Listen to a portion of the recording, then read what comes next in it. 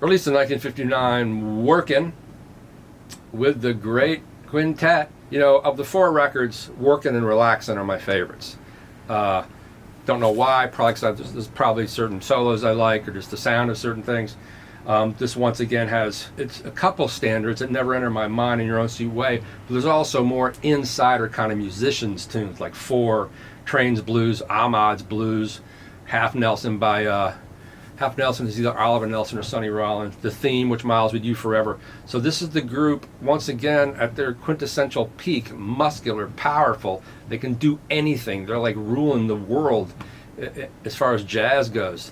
And, you know, the funny cover and Miles dressed so nattily. This is just, you know, all these records are essential.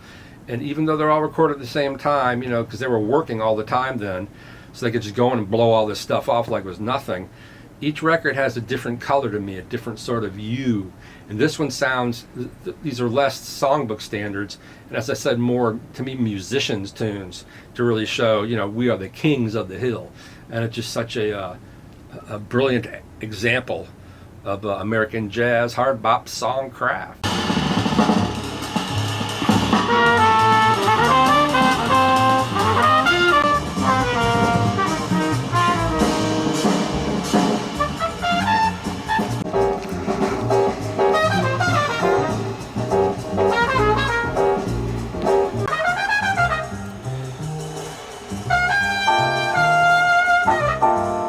Also 1967, Miles Davis Quintet's Miles Smiles. And this has, you know, songs that are identified with this quintet that are famous, that are now standards, like Orbits, Circle, Footprints, Freedom Jazz Dance by Eddie Harris, Gingerbread Boy, you know, a couple more covers.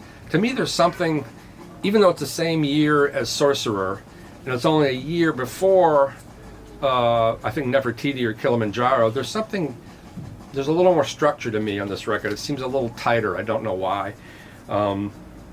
There seems to be a few more grooves happening, even though everything is still, you know, floating and almost ethereal, and there seems to be a little more order. Maybe because of Freedom Jazz Dance and Gingerbread Boy. Those are more, they're not more standard tunes by any means, but they're not Wayne Shorter either. You know, Wayne Shorter is the forever joker on all the Miles Davis records. Wayne Shorter is, you know, is easily the greatest jazz composer of the 1960s, probably the last century, with his, you know, Debussy and Ravel and all the impressionism and just the incredible way he thinks. You know, he's a unique thinker, and you wouldn't have had this group without Wayne Shorter. It just wouldn't have existed. Wayne Shorter and Tony Williams in particular. Herbie's incredible too, but the great tunes on all the great quintet, second quintet records, to me, are all Wayne Shorter's tunes. They're just undeniable. Those melodies stay with you forever. That's why Footprints, da da da da da da da da da da, I think that's Footprints. It just never leaves your head. The melody is so strong on this record, and that's why maybe the record I did before, Miles in the Sky, the melodies just aren't as strong. But this is another essential record. You know, I also have the Mo-Fi reissues of these, which sound better than the original pressings.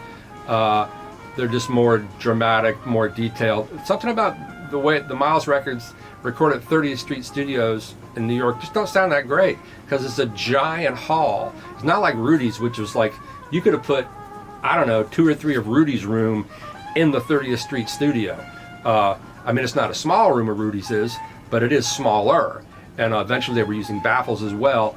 But you know, it's funny, we don't know a lot of photos, or I haven't seen photos of this group recording at 30th Street.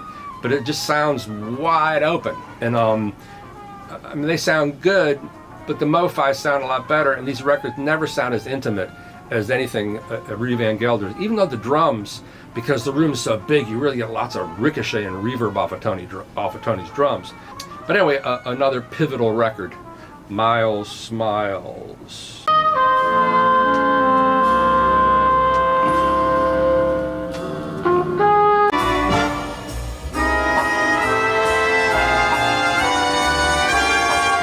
Porgy and Bess, 1959. Miles and Gil Evans covering the beautiful Suite by George Gershwin. And much of this is Miles Davis, the trumpet star, and backed by 21 amazing musicians. But along with Philly Joe Jones and Paul Chambers on bass, and it's as are all the other two Gil Evans records, Miles Ahead and Sketches of Spain. They're lush, they're beautiful, they're classical in a way. This is definitely arranged as a suite with Miles, playing beautifully over the orchestrations. But it's not just all, beautiful waltzes or whatever. There's a couple of really burning tunes on here, including It Ain't Necessarily So, which is straight out hard bop. And there's one tune called Gone, Gone, Gone, where the orchestra is exchanging fours with Philly Joe Jones, which I've never heard that happen before or since. Unless it's, Jeff Hamilton with some orchestra maybe. And it's pretty remarkable because it's not easy stuff. The phrases are pretty hip. And at some point, it's weird, Philly misses, he screws up the chart. But I guess because it was such a large scale thing, they're not going to go back and record it. There are probably alternate tracks, well I know there are. But I guess they were going, as they often do, going for the feel of the entire piece. But so it's a beautiful record offset by a little bit of hard bop in the Gone, Gone, Gone, where they're trading fours. Some people, think that there are people who don't like Miles, who think that that he wasn't a great artist. To me, that's just utter horseshit. Good Lord, not only did he choose some of the greatest jazz musicians of all time to be in his groups and therefore set up the trajectory that jazz would take, and in many ways has not been equaled. He was a brilliant player himself and so smart. He knew he couldn't play like Dizzy or any of those guys, so he found his own style that a mile away. It's Miles. I believe he's playing flugelhorn exclusively on this record, and it's just a beautiful, beautiful recording. 1959, I believe. Porgy and Bess.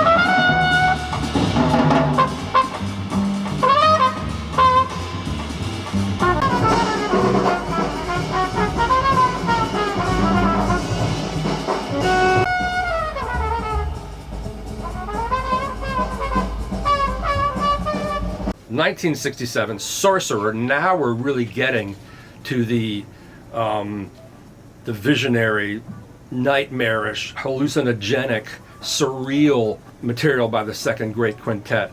4 songs by Wayne Shorter, 2 by Herbie. Once again, Tony's on fire, and there is a nightmarish quality to this record. It's so beautiful, but also so surreal. They're just, these guys these are 5 geniuses at the height of their game. I just interviewed Pat Metheny for Stereophile magazine, and he said Herbie told him that when they'd go out and play on the road, they were still doing all the old tunes, Joshua Walkin', If I Were a Bell, and then they would take the code, as he called it, that they learned on the road and bring it to these new compositions. Because it's not 100% accurate, but for the most part, the first great quintet didn't play the tunes they recorded on the records out on the road. But, there's just such kinetic interaction between these guys. It's like they're inside of each other's brains from every possible mood you can think of. They're just on a knife edge and they're listening. And it swings in its own way, but it's also just so explosive. And Tony has so much freedom. I saw Tony Williams once at Birdland, and he was so loud. It was just beyond belief. It was funny. We were laughing. It was just so loud, and I think he was equally loud in this band, but that's what fired the band. Then you have the incredible imaginations of Wayne Shorter and Herbie Hancock. Then you have Ron Carter. But it's really beautiful, and this is, again, another quintessential album.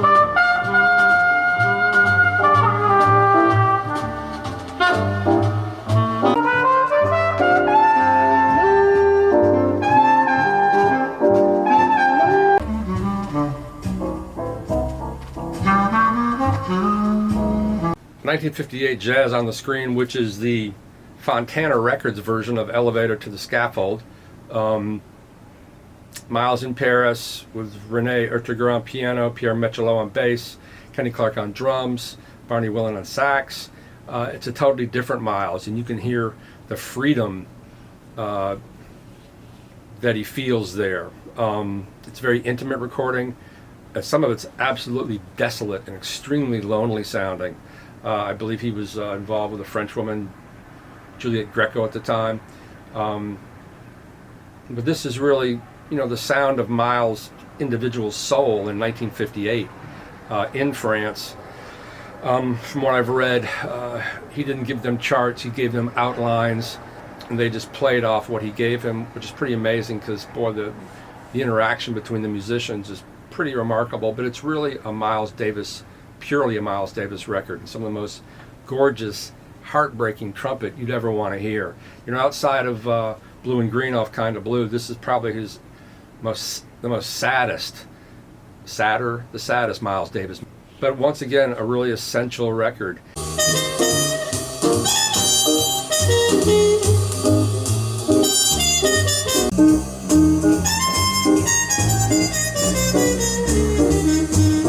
Recorded in 1956 on those 2 sessions that produced all these records. Released in 1961, an absolute classic, Steaming with the Miles Davis Quintet. This is an acoustic sounds version. Nice shiny laminate. I'll refer to my notes here. In a way, this is a little more, even though they're all the same session, I guess we kind of turn them into different moods in our mind as the way we categorize these records, even though these 4 records are all from the same 2 sessions. But to me, this one's Steamin', recorded in May and October of '56. It's the quintet at their absolute peak of grandeur, bop majesty. It's just a flowing, beautiful album with classic tunes. Salt Peanuts, which I believe is a Dizzy tune. Sir with the Fringe on Top from some silly musical. Something I Dreamed Of. Diane, Well You Needn't When I Fall in Love. No originals, all classic American songbook tunes, and great performances, hard swinging. If you get the other 3, you've got to get this one to make your collection complete. And really, these are the records I listened to when I was first getting into jazz, when I was trying to play jazz, trying to play along with Philly Joe. And you learn so much about melody and form, and really how to play, and really how to listen by listening to these records, because they're just such masterful players.